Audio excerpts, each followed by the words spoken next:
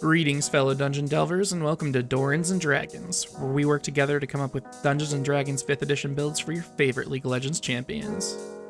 With COVID-19 spiraling out of amok, that one's for the office fans, what better champ to build than Twitch, the Plague Rat? He doesn't have much of a backstory because most who encounter Twitch don't walk away, and when they do, they're usually a little more than scarred by the event. He's a Zonite Plague Rat who runs around with his crossbow and his signature poison, looking to pilfer Piltover of all its shiny things. First, let's cover the goals of this build. Twitch is very stealthy, and we need to pick classes and archetypes that accentuate that. He's also a very good marksman, including a piercing shot ultimate ability. Finally, he has a crap ton of damage in his kit, and we need to make sure we can translate that into D&D as well. For race, we're going to go with Tabaxi. You probably could do a hairy Lightfoot halfling as well, but we're going to do Tabaxi because they have better features for our intended playstyle. Tabaxis get a +2 to their dexterity and have a bunch of nice features that work well with Twitch's playstyle. First, we have Feline Agility. This lets you double your movement speed during your turn, and it recharges when you take a turn that don't move at all. So you can scamper to a hiding spot with a burst of speed, hide, then next turn fire away without moving, and then on your next turn get back to scampering. Next, we have Cat's Talent, which gives you proficiency with perception and stealth. We need to get hidden and make sure we can properly assess what's going on around us as well. Finally, we have Cat's Claw, which gives you a climbing speed of 20 feet. They're also natural weapons, but that's much less important, especially since they're strength-based. With this, you can climb up high, stealthily move in, and kill your threats from above. For background, we'll take Urchin. Twitch has always lived in the sewers and streets, so this makes perfect sense. You gain proficiency with Sleight of Hand, and we'll also take Deception. You also get tool proficiencies. We'll take Alchemist Supplies and Glassblower's tools for poison and vials to put it in. The City Secrets feature also lets you travel quickly through the city and see things others in your group might miss. As always for stats, we'll be using the standard array. Rolling is fun and exciting, but keep your multi-classing minimums in mind. Our highest stat is going to be our dex at a 15. Twitch is nimble and quick and has excellent ranged fire. Next, we'll pick up our constitution. Twitch doesn't have a high health pool, but he does have a very strong immunity to his own poison. After, we'll take wisdom. For multi-classing purposes, this has to be here, but I think he's nutballs. Next, we'll grab intelligence. Though he's insane, he does mix his own chemicals himself and creates quite a potent concoction which requires at least a decent amount of intelligence. Charisma's next at a flat 10. Twitch isn't going to be the face of the party by any means, but he does intimidate a little with his insanity. Finally, we'll dump our strength. He isn't very muscular and doesn't need to be for the sneaky sneaks he does.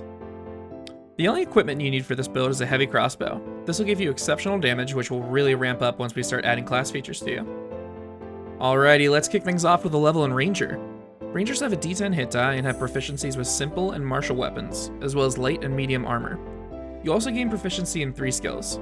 We got the important ones from our background and race, so feel free to choose here. First level Rangers also choose their favorite enemy, which gives certain advantages when it comes to rolling checks about them. We'll choose humanoids here, as that's what makes up a majority of the people of Runeterra. You're also a natural explorer, which gives similar advantages as favorite enemy does, but with terrain instead of an enemy type. Unfortunately, urban isn't an option, which would be the most accurate for Twitch, but we'll pick swamp, underdark, and grassland, which are common environments Twitch may go through as well. Second level rangers choose a fighting style to commit to. We'll take archery. Level 2 rangers also gain access to their spells. There aren't too many Twitch specific spells, and as always we'll only be discussing those in this build. The only spell at this level will be Hail of Thorns, which will act as a reflavor of Twitch's ultimate. We have another option for this later in the build, but this one isn't bad except for a damage perspective. At level 3, Rangers choose their Ranger archetype. This is the specific style of Ranger you want to focus on. Twitch is a shadow-lurking assassin disguised as a marksman, so the Gloomstalker is the perfect choice for him. Becoming a Gloomstalker grants you several abilities. Gloomstalkers are granted several special spells. The first few are nice, but we're after that sweet greater invisibility at level 13. Dread Ambusher gives you your Wisdom modifier as a bonus to your initiative rolls. It also gives you 10 extra feet of movement along with an extra attack that does an extra 1d8 of damage on your first turn of combat. With the reloading property of your crossbow, your DM might give you a hard time with this, but just let him $5 under the table and tell him to be cool for just one level when we get that issue sorted out. Umbral Sight upgrades our existing dark vision from 60 feet to 90 feet. You are also invisible to creatures who are specifically using their dark vision to see you. The final feature you unlock at this level is Primeval Awareness, which allows you to spend a spell slot to detect this long list of creatures on the right. but it doesn't tell you that creature's location or how many of them there are. 4th level rangers gain an ability score improvement. We're going to take a feat instead and grab Crossbow Expert. This lets you ignore the loading property on your crossbow and get up close and personal by removing that 5 feet disadvantage penalty ranged weapons have. At 5th level, rangers gain the extra attack feature, which lets them attack twice when they make attacks. You also gain 2nd level spells. We'll take Pass Without a Trace here, which is an early version of your Q ability. You and your allies within 30 feet gain plus 10 to stealth. It's not quite invisibility yet, but don't worry, we'll get there. Level 6 rangers gain more favored enemy options. These aren't really Twitch's thing, so feel free to choose what you want. 7th level rangers gain Iron Mind, which gives you proficiency on your wisdom saving throws. Twitch's insanity makes it hard for people to mess with his mind. At 8th level, rangers gain the Land Stride feature, which lets you move through non-magical difficult terrain with no movement penalty and no damage from things like thorns and spines. You also get advantage on saving throws against magically created plants that try to block your movement. You also get another ability score improvement at this level. We're going to grab another feat called Sharpshooter. Sharpshooter lets you do a bunch of great things, including attacking at max range without disadvantage, ignoring 1/2 and 3/4 cover with your crossbow shots, and you can call your shots and take a -5 penalty to your attack roll, but add 10 damage to the attack.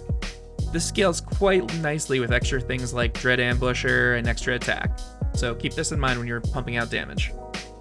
Now that we've gotten all of our range features handled, we're going to dip off the path for a bit into Rogue before coming back to our other ranger features. Rogues have a D8 hit die and grant you proficiency with a skill. We'll grab Acrobatics to take advantage of our high dexterity. You also gain Expertise in 2 skills. Expertise doubles your proficiency bonus with said skills. So we'll grab Stealth and Thief tools. The final feature you get for Rogues at level 1 is Sneak Attack. Once per turn, you can deal an extra d6 of damage on certain attacks. The damage scales with your Rogue level. Now to use Sneak Attack, you need to either have advantage on the attack, or your target has to have an enemy within 5 feet of it. You also can't have disadvantage on your attack. 2nd level Rogues gain Cunning Action, which lets you dash, disengage, or hide as a bonus action. Hiding is super important when you're playing Twitch, so don't ignore this one. 3rd level Rogues choose their Roguish archetype. It's time to really unlock your true damage potential by going Assassin. Choosing this archetype gives you proficiency with the Disguise kit, and more importantly, the Poisoner's kit. Most importantly, you gain the Assassinate feature. You have advantage on any creature that hasn't taken a turn in combat, and any creature you hit during a surprise round is a guaranteed critical hit. Your Sneak Attack also upgrades to 2d6 damage. Back to Ranger to finish that out and get some super sweet invisibility. But for now, we're going to unlock our 3rd level spells. The only one Twitch related is Conjure Barrage, which is the higher damage flavoring of Twitch's ultimate that we had mentioned earlier. 10th level Rangers gain Hide in Plain Sight. This lets you use natural elements to camouflage yourself, which gives you a plus 10 to your stealth checks as long as you don't move or take actions.